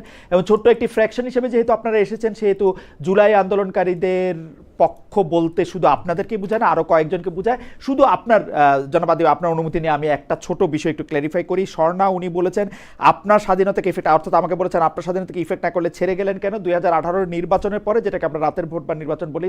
এবং তারপরে যখন জনাব সালমান এফ রহমান মন্ত্রী হলেন, তখন আমি ভেবেছি যে আমার স্বাধীনতা আর থাকবে না, সেজন্য আমি ছেড়ে গেছি। এর আগ পর্যন্ত আমি আমার মতো করেই করেছি, যা কিছু আমি করেছি সেটার দায় আমার, আমাকে কেউ কোনো কিছু চাপ দেয় না। হাওয়েভার 2018 আগে যখন পর্যন্ত আমি ছিলাম সেখানে, হাওয়েভার ছোট্ট একটা ফ্র্যাকশন আপনারা, সেটি জনাব সায়ন্ত যেহেতু সুন্দর বলেন, সুন্দর করে বলেছেন যে আপনারা ছোট একটি ফ্র্যাকশন সেইখান থেকে আপনারা একটি দল করেছেন এবং আপনারা নেগোসিয়েশনটা আগে করতে পারতেন কিনা। প্রথমত বিষয় হচ্ছে এনসিপির গত বছরের পদযাত্রাটা ছিল জেলা ভিত্তিক। ফলশ্রুতিতে আমরা 64টি জেলায় যাওয়ার ট্রাই করেছিলাম। সর্বশেষ সম্ভবত আপনার মাঝে যে মাইলস্টোন ট্র্যাজেডি হলো এবং গোপালগঞ্জে আরেকটা জিনিস ছোট, সেটা হচ্ছে পথিক নামের একজন দর্শক বারবার বলতেছেন এনসিপি জনকণ্ঠ দখল করেছে। আপনার কোনো কিছু জানা থাকলে সেটাও একটু বললেন। আচ্ছা ঠিক আছে, হ্যাঁ। সেই জায়গা থেকে যে বিষয়টি হয়েছে যে জেলা ভিত্তিক ছিল, পরবর্তীতে 5টা জেলা ব্যতীত মানে মাইলস্টোন ট্র্যাজেডি এবং গোপালগঞ্জের সেই আক্রান্তর পরে 5টা জেলা বাদ পড়ছে, ওদিকে 59টা জেলায় আমরা গিয়েছিলাম। এই বছর আমরা ডিফারেন্ট, মানে আমাদের পলিসিটাই আলাদা ছিল, কারণ আমরা দেখেছি যে আমাদের দল গঠনের 1 বছরের মধ্যেই আমাদের জাতীয় নির্বাচন করতে হয়েছে, আমাদের দল গোছাতে হয়েছে। আমরা এবার যেটা করেছি যে আমরা কিন্তু 100 উপজেলা পর্যায়ের আমরা হচ্ছে ক্যান্ডিডেট আমরা ঘোষণা করেছি, উপজেলা চেয়ারম্যান বা পৌর মেয়র পর্যায়ে। সেই জায়গা থেকে আমাদের সেই প্রার্থীদের মধ্যে যারা যারা যেখানে প্রার্থী আছে তারা কর্মসূচির আয়োজন করার উদ্যোগ নিয়েছে। সেই জায়গাগুলোতে আমাদের নেতৃবৃন্দরা যাচ্ছে এবং 2টো টিম, গত বছর ছিল 1টা টিম, এবছর আলাদা 2টা টিম করে মূলত যাচ্ছে। তো সেই জায়গা থেকে যেহেতু গোপালগঞ্জে আমাদের ওই একজন মেয়র প্রার্থী সেখানের লোকাল তিনি আছেন, তিনি আমাদের পক্ষ থেকে সেখানে সামনে নির্বাচন করার কথা বলছেন, কিন্তু এই মুহূর্তে তার ওইখানে হয়তো সাংগঠনিকভাবে সেই প্রোগ্রামটা নিজস্বভাবে আয়োজন করা কিছুটা গাফলতি ছিল, যার কারণে গোপালগঞ্জটা ওইভাবে পড়ে নেয়। ফলশ্রুতিতে আমি সরকারের প্রেসার করা কিংবা হচ্ছে সরকারের কাছ থেকে নিরাপত্তা আনা সেই বিষয়টা না, এটা হচ্ছে আমাদের দলের স্ট্র্যাটেজিক জায়গা থেকে তৃণমূলের আমি আমার সংগঠনকে কোথায় কোথায় শক্তিশালী করব, সেইটাই তো আমার আগে মূল ফোকাস, যেখানে আমার ইনপুটটা বেশি আসবে, যার কারণে ওই স্ট্র্যাটেজিক জায়গা থেকে এটা বাদ পড়েছে। ওকে, 2 নম্বর হচ্ছে সায়ন্তদা বলছেন, সায়ন্তদা যেটা বলছেন যে সেটি হচ্ছে যে অভ্যুত্থানের ছোট একটা ফ্র্যাকশন মিলে এনসিপি করছে। আসলে বিষয়টি এটি হচ্ছে উনি ওনার জায়গা থেকে একটি বলার চেষ্টা করছেন। এগুলা শুধু উনি না, বিএনপি পন্থী আরো যারা বুদ্ধিজীবী আছেন, যারা শিক্ষক সাংবাদিক, তারা এই ধরনের ট্যাগ গুলো আমাদেরকে বলে থাকেন এই কারণে যে আমাদেরকে মনস্তাত্ত্বিক ভাবে কিছুটা হিউমিলিয়েট করার জন্য কিংবা ছোট করার জন্য। আমি একটা গুরুত্বপূর্ণ আজকে মন্তব্য করি যে বাংলাদেশের গত 54 বছরের পলিটিক্যাল হিস্ট্রিতে সবচেয়ে গুরুত্বপূর্ণ সমন্বয়ের কাজটা নাহিদ আসিফ কিংবা হাসনাত সার্জিসটা করছে, সেটা তারেক রহমানের পুরো পলিটিক্যাল ক্যারিয়ারে এখন পর্যন্ত এইরকম অর্জন হয় নাই। ঠিক আছে, ফলশ্রুতিতে না আমি বলি, হ্যাঁ এখানে দেখেন তারেক রহমান তো নিজে সমন্বয় করার চেষ্টা করছেন 64 দল নিয়ে, হয় নাই। আমরা কিন্তু ছাত্ররা শুধু বলে না যে তারা একা করছে, এনসিপির যারা ওই সময় বৈষম্য বিরোধীর যারা মূল লিডারশিপে ছিলেন, বাংলাদেশে যে ফ্র্যাকশন গুলা হয় যে বাংলাদেশে কখনোই ডানপন্থী বামপন্থীরা একসাথে বসে না। ইভেন জাতীয় নির্বাচনের আগেও আমি যখন ছাত্র অধিকার সেক্রেটারি ছিলাম তখন আমাদের একটা ফ্যাসিবাদ বিরোধী ছাত্র ঐক্য হয়েছিল, সেখানে শিবিরের থাকা না থাকা নিয়ে গণতন্ত্র মঞ্চের নেতৃত্ব এবং বিএনপির একাংশ নেতাদের মতবিরোধের কারণে শিবিরকে বাহিরে রেখেই আলাদা একটা ফ্যাসিবাদ বিরোধী ছাত্র ঐক্য হয়েছিল। তার মানে যে হাসিনাকে ফালানোর ক্ষেত্রে যে একসাথে সমন্বয় করাটা, সেই জায়গাটা কিন্তু ঘাটতি ছিল। বৈষম্য বিরোধী সময় যারা নেতৃত্ব ছিল, আমি বলি ভাই একটু জাস্ট, সময় ছাত্র দলের মূল নেতৃত্ব, শিবিরের মূল নেতৃত্ব, ইভেন কি বামপন্থীদের মূল নেতৃত্ব থেকে শুরু করে কওমি অঙ্গন, প্রত্যেককে খুব কম্বাইন করে লিডারশিপটা ভালোভাবে করতে পারছে। তো এমনও হইতে পারে ওই মুভমেন্টে যদি এরকম সবাইকে মানে সবাই বিশ্বাস করে, যাকে বামপন্থীরাও বিশ্বাস করে ডানপন্থীরাও বিশ্বাস করে, এইরকম লিডারশিপ ওই সময় না থাকলে হয়তো এই অভ্যুত্থান তখন আরো সময় লাগতো এবং এটা আরো বেশি রক্তপাতের দিকে যেতে পারে। আমি সরাসরি প্রশ্নটা করি যে আপনি কি মনে করেন নাহিদ, হাসনাত, সার্জিসরা যেখানে আছেন সেইটাই আসলে অভ্যুত্থানের মূল শক্তি? জি।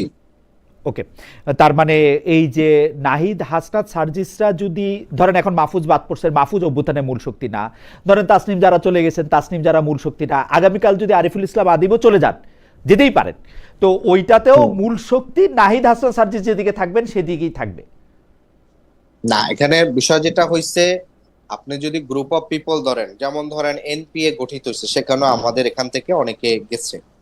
আমাদের এখানে আরো অল্টারনেটিভ মাহফুজ আব্দুল্লাহ অল্টারনেটিভ করছেন, সেখানেও তিনি আমাদের একটা অংশ সেখানে আমাদের আছে। ফ্র্যাকশন বলা ঠিক আছে তাই না? না না না না, সাদিক কাইমের নেতৃত্বে শিবির আছেন আলাদা, না না, মেঘ মোল্লার নেতৃত্বে বামরা আছেন এখানে আলাদা। আমি না না, হ্যাঁ, মেঘ মোল্লার নেতৃত্বে ছাত্র ইউনিয়ন আলাদাভাবে, বিএনপির নেতৃত্বে বিএনপির এই যে এই ছেলেটা কবিতা বলে, নাম ভুলে গেলাম এই মুহূর্তে, আবিদের নেতৃত্বে আবিদুল ইসলাম, হ্যাঁ হ্যাঁ, আবিদ তো ছাত্র দলের ভাই। এখানে আপনি তো ফ্র্যাকশন বলাটা তো ঠিক আছে তাই না?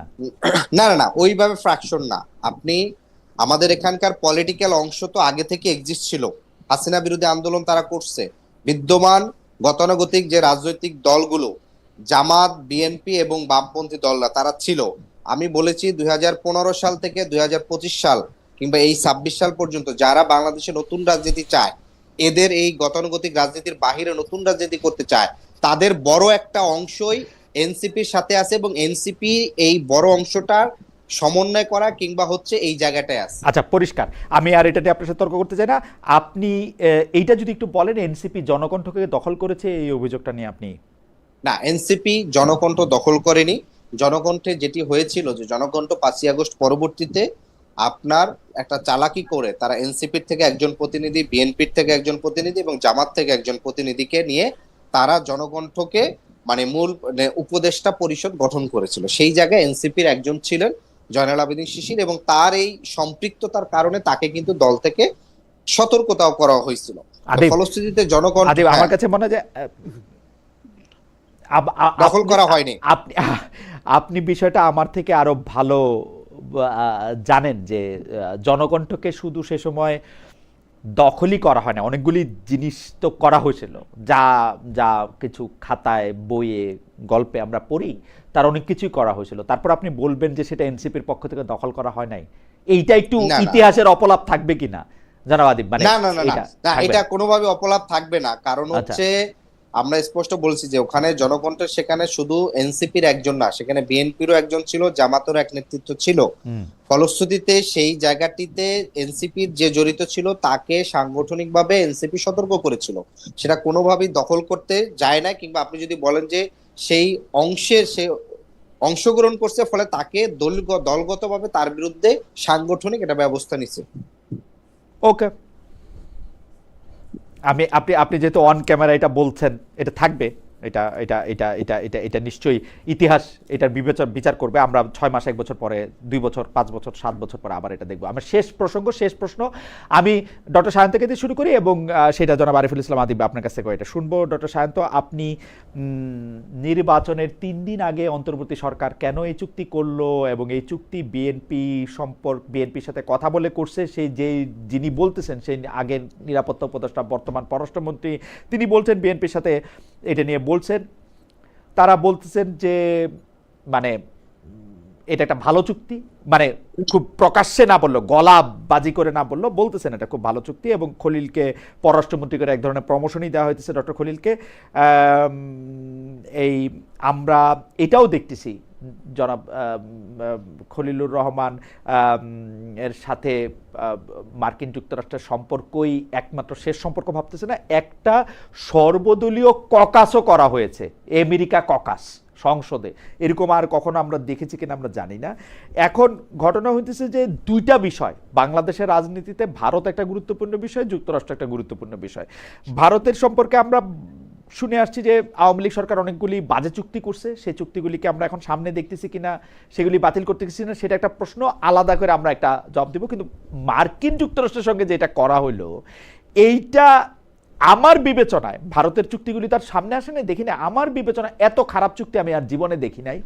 সরকারি চুক্তিটা শুধু গিলেই নাই, সরকারি চুক্তিটাকে যিনি করছেন তারে প্রমোশন দিছেন।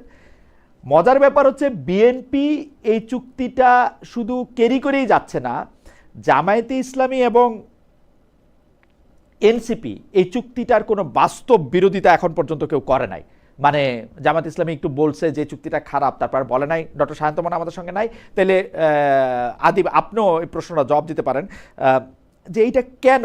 এই কয়েকদিন আগে আমরা আবার সানজিদা তুলিকে বলতে শুনলাম যে ওই জুলাই আন্দোলনের সময় একজন প্রকৃত হিরো হচ্ছে পিটার হাস।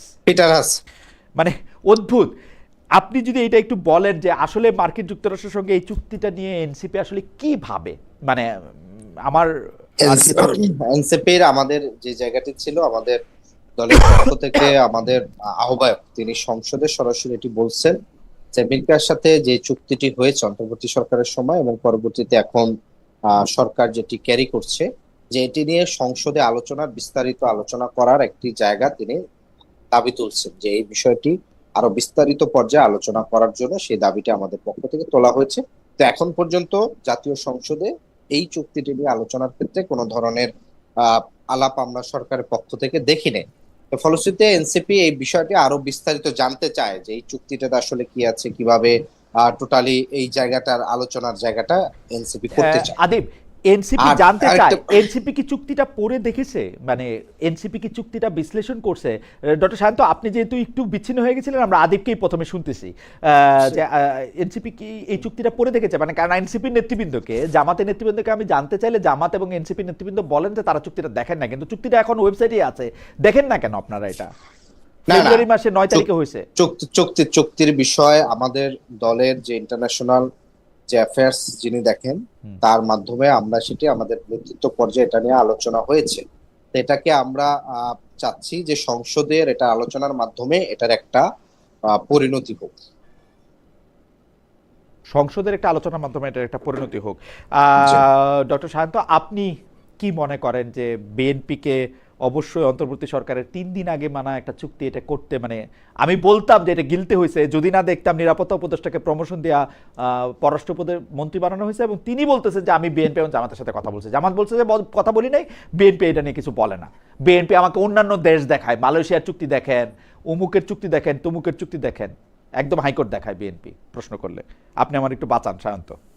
জি, আমি আমার ধারণা এবং পর্যবেক্ষণ দুইটা মিলিয়ে যেটা বলছি সেটা হলো, আমার মনে হয় নির্বাচনের আগে যখন এই চুক্তিটা হয় তড়িঘড়ি করে, তখন ইন্টারিম গভর্নমেন্ট অল্প করে হোক আর বেশি করে হোক বিএনপি, জামায়াত এবং এনসিপি 3 শক্তিকেই জানিয়েছে বলে যে দাবি করছে তারা, এটা সত্য। তারা জানিয়েই করেছে নির্বাচনের আগে কোন রাজনৈতিক শক্তি আমেরিকার এই চুক্তিতে সায় দিবে না, এই ঝুঁকিটা নিতে চায় নাই। এটা বাংলাদেশের রিয়ালিটির প্রেক্ষিতে আমার এটা মনে হয়। দ্বিতীয় হলো, কথা তো খলিলুর রহমানও বলেন নাই শান্ত, এনসিপির সাথে কোন ধরনের আলোচনা খলিলুর রহমানও বলেন নাই, বিএনপি জামাতের কথা বলছেন, সেইটা হইতে পারে। কারণ ওকে, আমার ধারণা এটা। দ্বিতীয় হলো গিয়ে, চুক্তি করার পরে এটা নিয়ে কেউ কেউ একটু মৃদু সমালোচনা করছে, সেটা নির্বাচন পরবর্তী অবস্থানগত কারণে, কিন্তু জোরালো সমালোচনা কেউই করছে না। যেই চুক্তিকে বলা হচ্ছে বাংলাদেশকে দাস বানানোর মতো চুক্তি, সেই চুক্তির বিরুদ্ধে বাংলাদেশকে একদম ধ্বংস করার মতো একটা চুক্তি, সেটা যদি হয় তাহলে বাংলাদেশ পন্থী হিসেবে অবস্থান নিয়ে জামায়াত ইসলাম এবং এনসিপি এটা নিয়ে সংসদও জোরালো অবস্থান নিতে পারতো। এটা বাইরে তারা তো কত দূতাবাস ঘেরাওয়ের কর্মসূচি দেয়, কত জায়গায় স্মারকলিপি দিতে যায়। আমেরিকার এই চুক্তির বিরুদ্ধে তাদের কোনো প্রসেশন আপনার চোখে পড়েছে? করেনি। এটা হচ্ছে রিয়ালিটি, যে বাংলাদেশের রাজনীতিতে আমরা যতই স্বাধীন সার্বভৌমত্ব নিয়ে যত কথাই বলি, আমাদের এইখানে রাজনৈতিক ইকুয়েশনে ভারত, চায়না এবং আমেরিকা, এই 3টা শক্তির সমন্বয় করা একটা দুরূহ ব্যাপার। সেইখানে রাজনৈতিক শক্তিগুলো ভারতকে ভারত হাসিনাকে 16 বছর বিনা ভোটে থাকতে সহযোগিতা করেছে এবং বাংলাদেশের প্রতি অনেক বেশি অবিচার করেছে বলে জনগণের একটা ভারত বিরোধী মনোভাব তৈরি হয়েছে বলে এইটা নিয়ে বলা একটা সহজ কাজ। সানজিদা তুলি যে কিন্তু বললেন, আমেরিকা এবং সানজিদা তুলি যে চায়না বললেন, নিয়ে এটা খুব সহজ না। সানজিদা তুলি যে বললেন যে পিটার হাস একজন রিয়েল হিরো, এবং আমরা দেখতে পাচ্ছিলাম আপনার মনে থাকবে যে হাসকে আওয়ামী গণমাধ্যম, আওয়ামী সামাজিক মাধ্যম, আওয়ামী লোকজন হাসকে হাস উমুক তুমুক বলে টলে হাস খাই বলছে এই সেই বলে টলে এটা খুব রগর করতেছিলেন, মানে তাদের কাছেও খবর ছিল যে পিটার হাস আসলে হিরো। শুধু আওয়ামী লীগ গণমাধ্যম না, আওয়ামী লীগের সাধারণ সম্পাদক হ্যাঁ, তার মানে তাদের কাছে খবর ছিল, তাদের কাছে খবর মানে জবাই করে রান্না করে খাবে বলে। অ্যাবসলিউটলি, মানে যদি আন্দোলনের হিরো পিটার হাস হন তো আওয়ামী লীগের কাছে তো তারা ভিলেনই, পিটার হাস ভিলেন, মানে পিটার হাসের একটা রোল ছিল তেলে সে সময়। না ডেফিনেটলি কিছু যে ছিল না এরকম আমার মনে হয় এবং না। সেই রোলের ধারাবাহিকতায়, তারা সেই রোলের ধারাবাহিকতায় চুক্তি, সেই রোলের ধারাবাহিকতায় খলিলুর রহমানের না, সেইটা আবার সেই ইকুয়েশন মেলানো আবার খুব ইম্যাচিউর সিদ্ধান্ত হবে।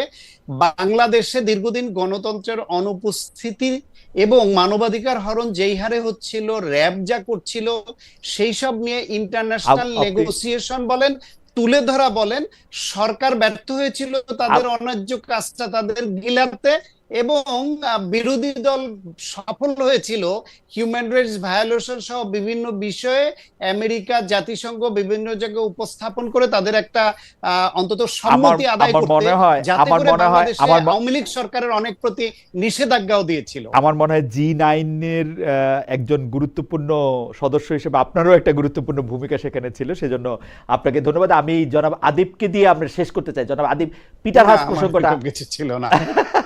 জনাব আদিবকে দিয়ে পিটার হাসের জায়গাটা থেকে একটু আসি, যে জনাব আদিব পিটার হাস, এইটা কি সমীকরণ মেলানো যায় কিনা, যে ধরেন আপনারা মাঠে আন্দোলন করতেছেন, মরতেছেন, আর বাইরের থেকে এক ধরনের ষড়যন্ত্রও হচ্ছে, দুইটাই ছিল কিনা? না, এখানে না, বাংলাদেশে 5ই আগস্টের যে গণ অভ্যুত্থান এটা কোনো ষড়যন্ত্র অংশ না। যদি শুধুমাত্র পরাশক্তি এবং রাজনৈতিক দলগুলোর মানে ইচ্ছায় যদি সরকার পতন করা যেত তাহলে আগে কিংবা 5ই জানুয়ারির পরে হইতো।